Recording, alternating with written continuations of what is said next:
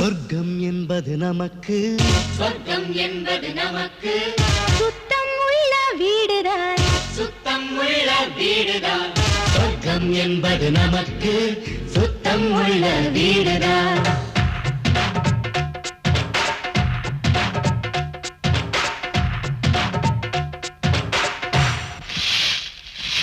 சொர்க்கம் என்பது நமக்கு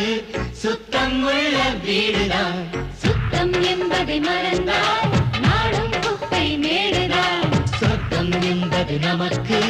சுத்தம் உள்ள வீடுதான் சுத்தம் என்பதை மறந்தால் நாடும் குப்பை மேடுதான் உலாவும் நிலாவில் வெள்ளை அடிக்கலாம் எங்கேயும் எப்போதும் சுத்தப்படுத்தலாம் சொர்க்கம் என்பது நமக்கு சுத்தம்